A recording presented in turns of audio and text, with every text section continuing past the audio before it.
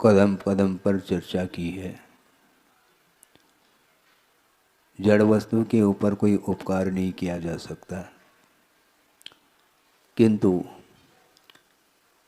जीव के प्रति उपकार का भाव जागृत होता है। जड़ वस्तु में न सुख का संवेदन है न दुख का संवेदन है, किंतु संवेदनशील यदि कोई पदार्थ है तो वह जीव है। इसलिए जीव के प्रति, प्राणी मात्र के प्रति उपकार का भाव होना चाहिए।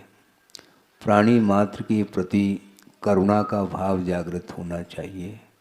प्राणी मात्र के प्रति अनुकंपा का भाव जागृत होना चाहिए, क्योंकि पूज्यपाद स्वामी ने सर्वार्थ सिद्धि में यह प्रसंग दिया है कि वह सम्यक दर्शन, जो कि मोक्ष मार्ग की प्रथम सीढ़ी कहा गया है, उस सम्यक दर्शन की चर्चा करते समय यह प्रसंग दिया है कि वह सम्यक दर्शन दो तरह का होता है, एक सराग सम्यक दर्शन और एक वीतराग सम्यक दर्शन।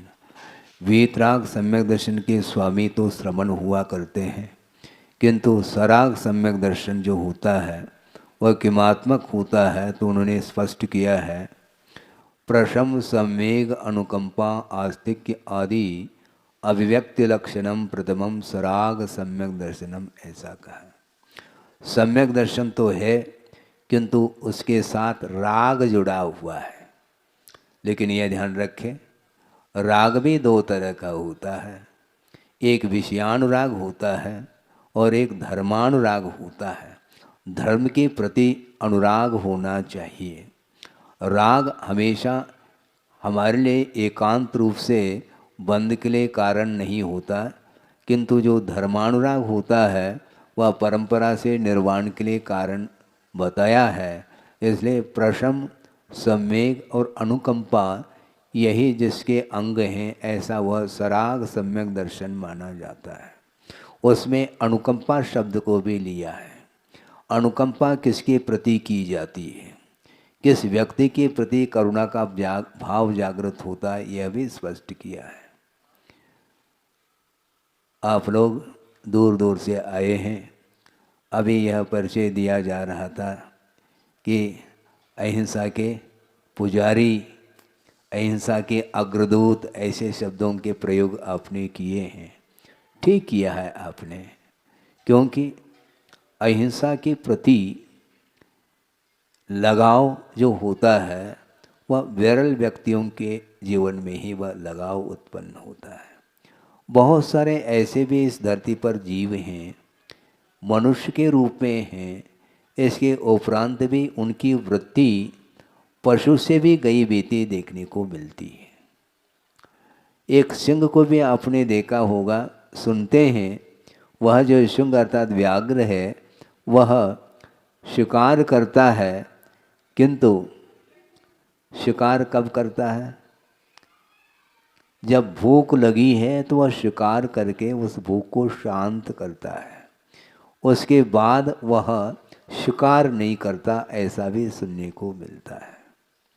आप सोचो समझो, प्रत्येक जीव के साथ पेट लगा हुआ है। सुन रहे हैं आप? प्रत्येक व्यक्ति के साथ पेट लगा हुआ है, किंतु पेटी नहीं लगाना चाहिए। पेट और पेटी में बड़ा अंतर है। 2, 4, 6 रोटी आपने खा ली, भूख शांत हो जाती है, किंतु पेटी को भरने के लिए दूसरे के पेट के ऊपर भी प्रहार करता है संसारी प्राणी। केवल पेट ही भरना चाहता है। जीवन जीने के लिए आपको ये चाहिए कि जिस प्रकार मैं अपने जीवन को सुख और शांति के साथ व्यतीत करना चाहता हूँ, उसी प्रकार प्रत्येक जीव की यह इच्छा होती है। इसलिए दूसरे के प्रति भी करुणा का भाव जागृत होना चाहिए, लेकिन नहीं हो पाता। आचार्य महाराज ने एक बार ये कहा था कि अपने लिए रोना यह आर्त ध्यान है और दूसरे के लिए रोना धर्म ध्यान है। दोनों रो रहे हैं, किंतु स्वार्थी संसारी प्राणी अपने लिए रोता है, भगवान के सामने भी हाथ जोड़ करके रोता रहता है। भगवान कहते हैं रो नहीं। यदि रोना आपको पसंद है तो दूसरे के दुखी जीवन को देख करके रोना चाहिए कि हे भगवान इसका दुख कब दूर हो। हम अपने दुख को दूर करने के लिए तो कटिबद्ध है, किंतु दूसरे के जीवन में जो आपदा आई है, जो विपत्ति आई है, जो संकट आया है, उस संकट को दूर करने की जो एक भीतर की जो लगनशीलता है, ललक है, उसको बोलते हैं करुणा भाव। करुणा देखने को नहीं मिलती है, क्योंकि स्वार्थपरायण जीवन जीने वाला व्यक्ति वह कभी भी दूसरे के प्रति वह दया का भाव नहीं रख पाता, मात्र अपना अपना अपना सोचता है। जबकि अपना कोई नहीं, वह सब सपना है। इसके उपरांत भी वो अपने जीवन को सुखमय बनाने के लिए यहाँ पर स्वर्ग उतर जाए इस प्रकार का वह प्रयासरत रहता है। किंतु ये ध्यान रखो, शारीरिक जो शांति है, सुख है, वह वस्तुतः सुख नहीं, सुखाभास है, ऐसा कहा है। कहा तो है महाराज, ये सब शास्त्रों में कहा है, किंतु देखने को कहाँ मिल रहा है? देखने को कहाँ मिल रहा है? ये एक दूसरे को देख करके बोल रहे हैं, किंतु आचार्य कहते हैं देखने को नहीं मिलता। स्वयं ही उस रूप अपने जीवन को ढालने का प्रयास करना चाहिए। तो मैं ये कह रहा था कि सम्यक दर्शन होते हुए भी वह एक तरह का नहीं है, किंतु राग के साथ संबंध को लेकर के जो सम्यक की उत्पत्ति होती है उसको सराग सम्यक दर्शन की संज्ञा दी है। और वह सराग सम्यक दर्शन की मुख्यता गृहस्थ जीवन में हुआ करती है। महाराज हमारे लिए भी कुछ धर्म का लाभ हो, क्यों नहीं होगा? क्योंकि धर्म वस्तुतः अहिंसा प्रधान धर्म है। अहिंसा की रक्षा करने के लिए ही हम रात दिन प्रयत्नशील हैं, क्योंकि हिंसा का अर्थ घात होता है। दूसरे के जीवों का घात करके कभी भी जीवन यापन करने का भाव नहीं रखना चाहिए। लेकिन होता क्या नहीं, मैंने पहले भी कहा था, गृहस्थ जीवन में अपने जीवन को व्यतीत करता हुआ वह चलता है, और ऐसा कोई भी कार्य नहीं होता जिसमें हिंसा नहीं होती हो। तो फिर महाराज हिंसा से बचने के लिए हम करें क्या? अनुपात से हिंसा से बचने का उपक्रम कर लेना चाहिए। कोई भी व्रत छोटा और बड़ा नहीं होता, व्रत तो व्रत ही होता है। अपनी शक्ति के अनुरूप पालन करने का पुरुषार्थ कर लेना चाहिए। एक बहुत अच्छा संस्मरण याद आ गया मुझे, और गुरुदेव ने ही प्रवचन के दौरान कहा था, बल्कि उनके साथ वह घटित घटना है। वो क्या है? नैनागिरी की बात है, और आहारचर्या का समय हुआ था। शुद्धि करके आचार्य महाराज आहार के लिए निकल गए। मंदिर में जा कर के वंदना की और निकल गए। और निकलने के उपरांत वहाँ पर जो श्रावकगण खड़े थे पड़गान के लिए, वहाँ पर किसी का पुण्य का उदय जागृत हुआ। सबका पुण्य का उदय नहीं है ऐसा नहीं कहना चाहता, सबका पुण्य का उदय होते हुए भी किसी एक के यहाँ ही तो एक साथ पड़गान हो सकता है। 150 भी मान लो श्रावक खड़े हैं पड़गान के लिए, इसके उपरांत भी एक के यहाँ ही आहार संपन्न होगा। तो एक श्रावक ने पड़गान करके भीतर ले गए और नवदा भक्ति करी। उसके उपरांत आचार्य महाराज खड़े हो गए आहार लेने के लिए, और उसी समय एक परिवार वहाँ पर आया जो बाहर का था, बाहर ही खड़ा था, किंतु निवेदन प्रार्थना कर रहा था गुरुदेव के प्रति कि भगवान बहुत दिन की मेरी भावना है आहार दान देने की, और इस भावना को आप पूर्ण करेंगे कृपा करके। तो आचार्य महाराज तो मौन खड़े होकर के आहार ले रहे थे। एक क्षण के लिए उनकी ओर दृष्टि जाती है और उन्होंने पुनः दोहराया कि महाराज बहुत दिन की भावना है, किंतु किंतु क्या महाराज, एक विकल्प मेरे मन में बार बार आता है, वो ये है कि मैं रात्रि भोजन का त्याग नहीं कर सकता। सुन रहे हैं आप? हाँ, मैं रात्रि भोजन का त्याग नहीं कर सकता, किंतु आहार देने की तो मेरी तीव्र उत्कंठा है। और गुरुदेव ने उनको देखा, निहारा और उन्होंने मौन रूप से स्वीकृति दे दी मुस्कान के माध्यम से। लेकिन ध्यान रखो, अभी बहुत लंबी कहानी है, बहुत लंबा प्रसंग है ये, ताली नहीं बजाओ। रहस्य क्या है इसको समझो, सोचो। और उन्होंने इसलिए स्वीकृति प्रदान की थी, उन्होंने फेस रीडिंग किया था। वह ऐसा एक व्यक्तित्व था, पति पत्नी दोनों आए थे, उन्होंने देखा और परखा और उन्होंने मन में ये सोचा कि इस ग्राहक को लौटाना नहीं चाहिए। क्या रहस्य होगा महाराज, जल्दी खोलो, खोल रहे हैं। और बाद में वह रहस्य खुलेगा, क्योंकि मौन है। और उन्होंने मुस्कान दे करके उन्होंने मौन रूप से स्वीकृति दे दी और उन्होंने शुद्धि बोल करके बड़े विनय अनुनय आदर भक्ति पूर्वक उन्होंने 1-2 ग्रास दिए। फिर बाद में क्या होता है, आहार सानंद संपन्न हुआ और आचार्य महाराज पुनः लौटने लगे। वहाँ पर थोड़ी बैठा जाता है। और लौट करके मंदिर की ओर जब निकल गए तो उनके साथ जो चौके वाले जितने भी मेंबर थे वे भी सारे के सारे उनके साथ हो गए पहुंचाने की दृष्टि से। और उसमें वो 2 व्यक्ति भी साथ हो गए थे। वहाँ पर जा कर के बैठ गए आचार्य महाराज और वो दोनों व्यक्ति आ कर के नमोस्तु किया उन्होंने और बैठ गए। और आचार्य महाराज ने उनकी ओर देखते हुए कहा कि देखो, तुम दोनों ने आहार दे दिया और मैं उस समय मौन था, इसलिए कुछ बोल नहीं सका। अब तो मैं बोल सकता हूँ। महाराज आप जो कहो वो हम तैयार हैं, लेकिन रात्रि भोजन का हम त्याग नहीं कर पाएंगे। कोई बाधा नहीं, कोई बाधा नहीं। फिर कैसे करेंगे महाराज, आप क्या करते हो? तो उन्होंने कहा कि महाराज हम दोनों पति पत्नी गवर्नमेंट सर्वेंट हैं। हाँ ठीक है, उसमें भी कौन सा विभाग है, क्या करते हैं?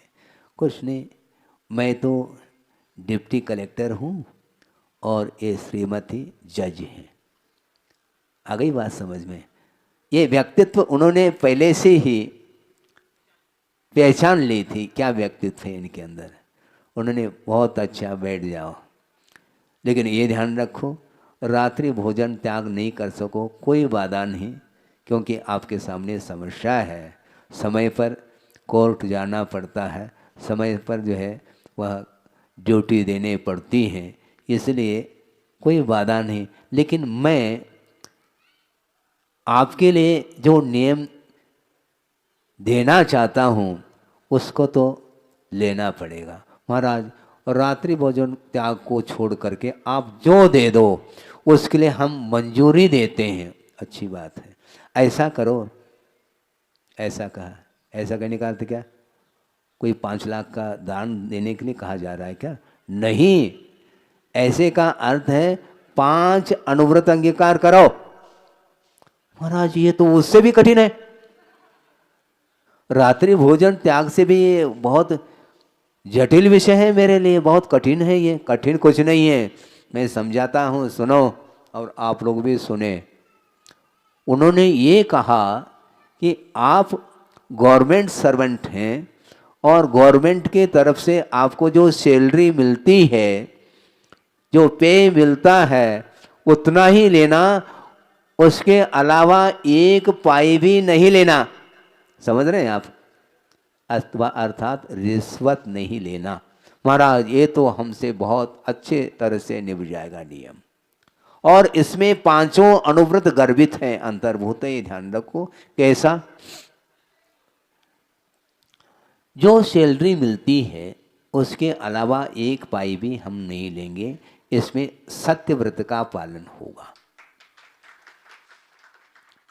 और जहां पर सत्य पल रहा है वहां पर अहिंसा भी पल रही है, क्योंकि अहिंसा की रक्षा जो होती है वह सत्य के माध्यम से हुआ करती है। इसलिए सत्यव्रत पालन हो रहा है, क्योंकि एक पाई भी हम रिश्वत के रूप में नहीं देंगे।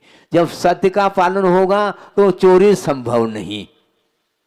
जहां पर सत्य नहीं वहां पर चोरी भी है, और जहां पर सत्य का अनुपालन होगा वहां पर अहिंसा धर्म का भी अनुपालन होगा, और सत्य भी पल रहा है और अचौर्य व्रत भी पल रहा है। और आपने उस सैलरी को छोड़ करके एक भी पाई नहीं लेने का जो संकल्प लिया है, उसमें परिग्रह परिमाण व्रत भी पल रहा है।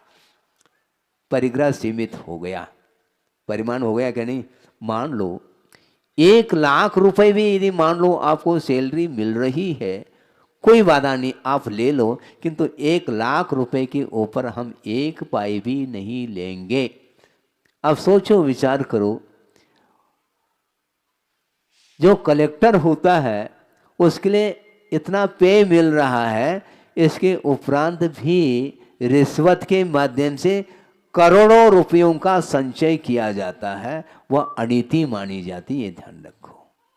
वह न्याय नहीं माना जाता है, वह अन्याय माना जाता है। आप पुरुषार्थ करके वित्त का संचय करो, उपार्जन करो, इसमें कोई बाधा नहीं है, किंतु उस न्याय का उल्लंघन करके जीवन यापन करने का जो भाव है, इसी में आसक्ति पल रही है, और उस आसक्ति के कारण ही अहिंसा धर्म समाप्त हो जाता है। ये कहने का तात्पर्य है। उनको बात समझ में आ गई। और दूसरी बात यह है, स्वदार संतोष तो अपने आप ही पलता चला जाएगा तुम्हारा। इस प्रकार 5 अनुव्रत जो है ना, एक ही व्रत के माध्यम से आपके पल रहे हैं। उनको बहुत अच्छा लगा और उन्होंने कहा कि महाराज हमें कोई बाधा नहीं, ये आसानी के साथ मैं इसका पालन करूंगा, लेकिन मैं रात्रि भोजन का त्याग नहीं कर सकता। कोई बाधा नहीं, लेकिन आपके लिए नहीं, ये ध्यान रखो, नहीं तो बिना रात्रि भोजन त्याग किए आप देना प्रारंभ कर दो।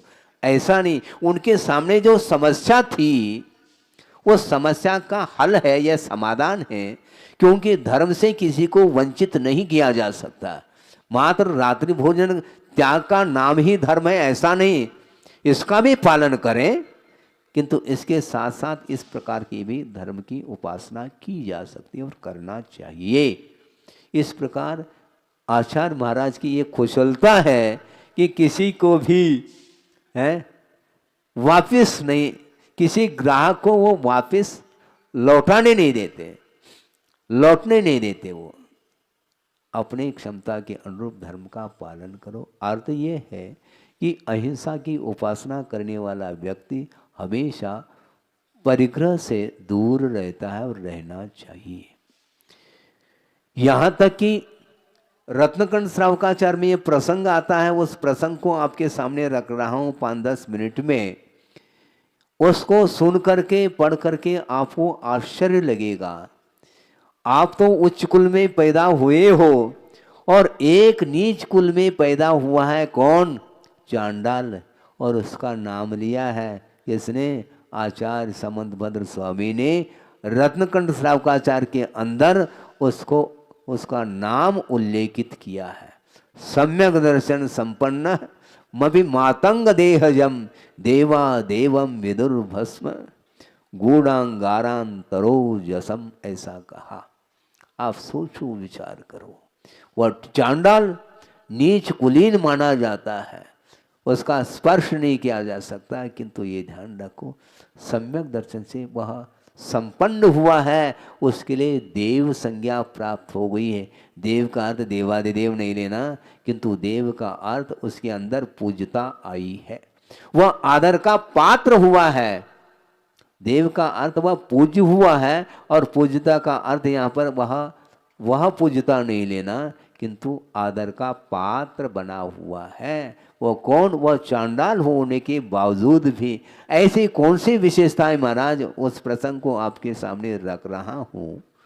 सोचिए, उस चांडाल ने भय के ऊपर भी विजय प्राप्त की है, और उस चांडाल ने लोभ को भी जीत लिया है। इस प्रसंग में वह विषय स्पष्ट हो जाएगा। राजा ने अष्टानिका पर्व में अष्टमी से लेकर के पूर्णिमा तक उस अष्टानिका पर्व में किसी भी जीवों की विराधना घात नहीं होना चाहिए, इस प्रकार उस राजा ने राज्य में घोषणा की थी। अब सोचो, हिंसा नहीं होगी उस अष्टानिका पर्व के दिनों में।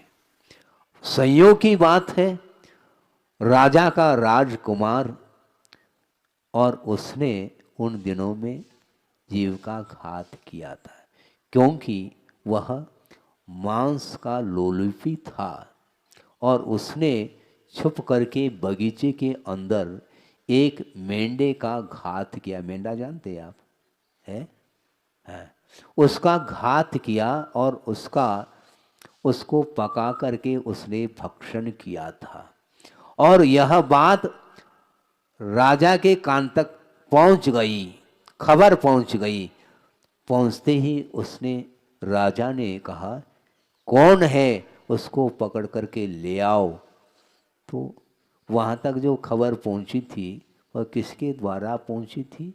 एक माली था उस बगीचे में, और उसने एक दिन पेड़ के ऊपर चढ़ा था और वहाँ से उसने उस राजकुमार ने जो मेंढे का घात किया था, वध किया था, उस कृत्य को उसने देखा था और उसने ही खबर पहुंचाई थी राजा के दरबार तक जाकर के। राजन, आपने घोषणा की थी अष्टानिका पर्व में घात नहीं करने का, किंतु आपके पुत्र ने ही घात किया। मेरे पुत्र ने? हाँ हाँ, आपके पुत्र ने। ऐसा हो नहीं सकता है। कैसा नहीं हो सकता है? हमने अपने आंखों से देखा है, प्रत्यक्षदर्शी मैं हूं। ऐसी बात है, उसको पकड़ करके ले आओ।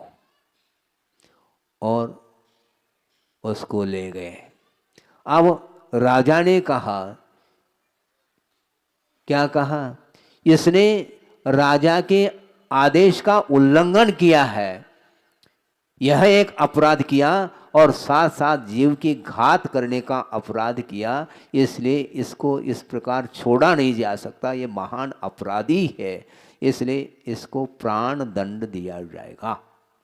लेकिन देने वाला कौन है? कौन?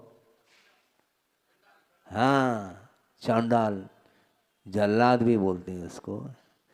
और राजा ने कहा, उस चांडाल को बुलाओ और अभी इसको प्राणदंड देना है।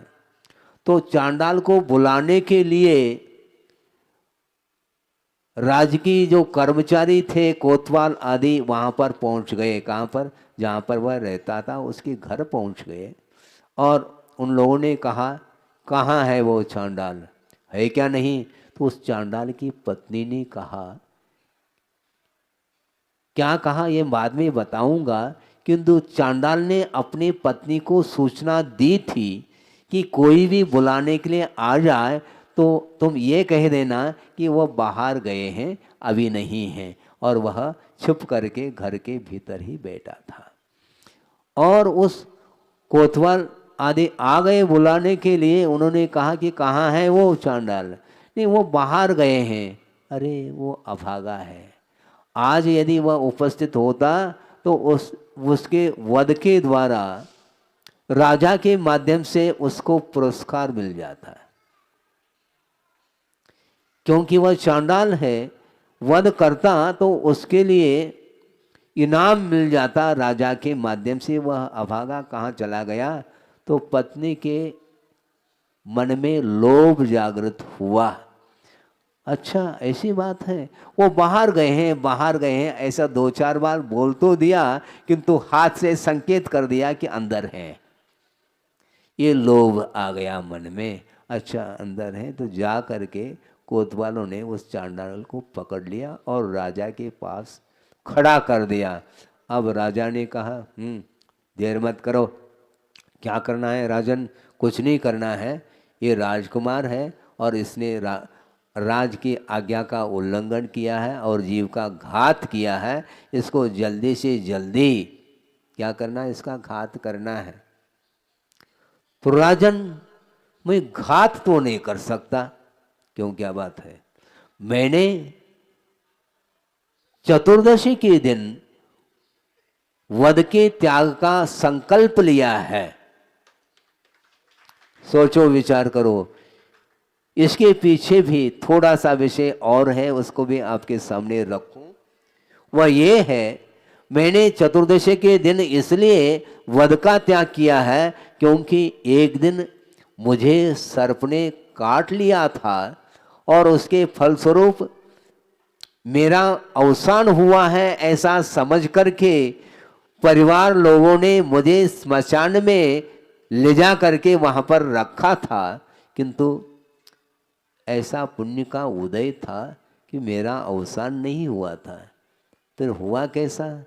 वहां पर एक रिद्धिधारी मुनि महाराज थे जो कि ध्यान में लीन थे, और उनके पास कौन सी रिद्धि थी? औषध रिद्धि। जिनके शरीर के स्पर्श से वह वायु जिसको स्पर्शित हो जाए वह जीवित हो जाता है। सोचो, विचार करो। ऐसे औषध रिद्धि के धारक मुनि महाराज के शरीर के स्पर्श से वह हवा बह रही थी, और वह हवा का स्पर्श उस चांडाल से हुआ, और वह चांडाल जो मृत जैसा प्रतीति में आ रहा था वह जीवित हो गया।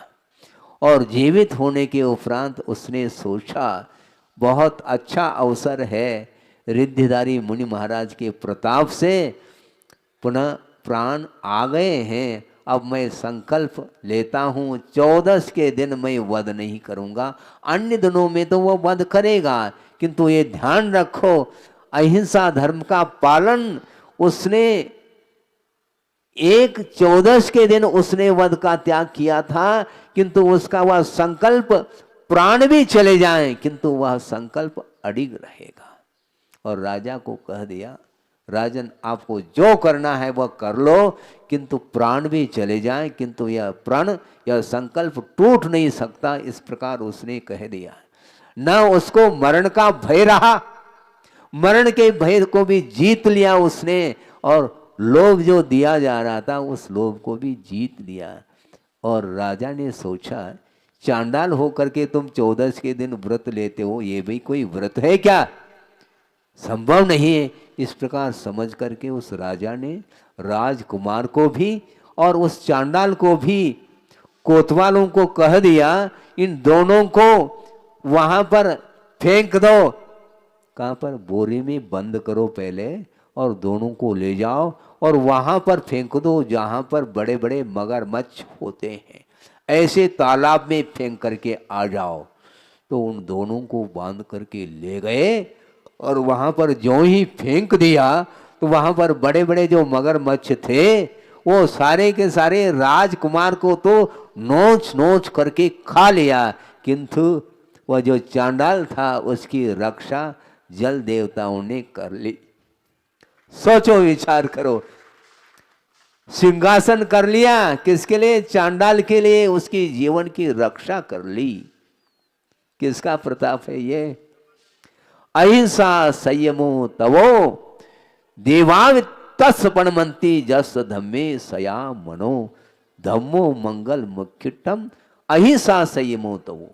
अहिंसा और तप से युक्त जो धर्म होता है वह वस्तुतः उत्कृष्ट धर्म माना जाता है, और वह धर्म जिसके हृदय में स्थान दे रहा है, स्थान मिल रहा है, जिसके हृदय में अहिंसा धर्म के लिए स्थान मिल रहा है, उसकी रक्षा देव लोग भी आकर के करते हैं। इस प्रकार आगम में उल्लेख मिलता है। सोचो, अहिंसा धर्म की महिमा तो सोचो। इसलिए आप लोगों को भी ये चाहिए, पशुओं की रक्षा करने के लिए आप लोगों को हरदम कटिबद्ध होना चाहिए। मनुष्य के लिए तो बहुत सारा प्रबंध है, किंतु पशुओं के लिए कोई प्रबंध नहीं है। बंधुओं, आवारा घूमते रहते हैं और उनका वध होता रहता है। ट्रक के ट्रक भर करके ले जाते हैं, और ऐसे ट्रक को भरते हैं कि वहां पर पहुंचते पहुंचते भी कई पशु मर जाते हैं। श्वास लेने के लिए गुंजाइश नहीं, इस प्रकार उसको ठोस भर देते हैं। ऐसे जीवन की दशा उनकी होती है। आप लोगों का कर्तव्य है, हाँ, आप लोग प्रवचन सुनने के लिए बैठे हैं, मैं आलोचना नहीं कर रहा हूँ। आपके लिए प्रबंध क्या है देख लो, हैं? ऊपर क्या है? छत्र, सुन रहे हैं आप? ऊपर जो छत्र हैं घूम रहे हैं आपके ऊपर, इतना तो प्रबंध है मानव के लिए। पशुओं के लिए क्या प्रबंध, मुझे बताओ आप। सोचो, विचार करो।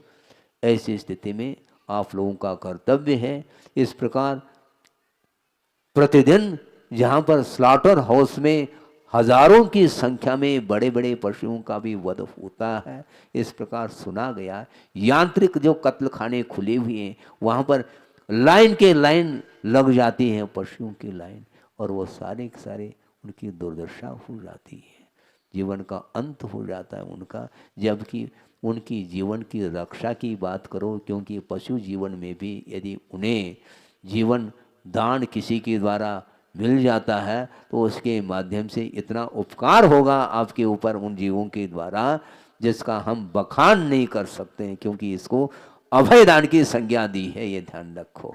उनको मानवों के द्वारा पशुओं के लिए अभय दान मिलना चाहिए, इसको सबसे महत्वपूर्ण दान माना है। आहार दान का निषेध नहीं, किंतु आहार दान के माध्यम से वह एक तात्कालिक उसके ऊपर उपकार हो रहा है। 24 घंटे के लिए आपका आहार उपयोग में आता है, किंतु जिसने जीवन दान दिया है वह पशु भवांतर में भी उस व्यक्ति को नहीं भूल सकता। अहिंसा परमो धर्म की जय।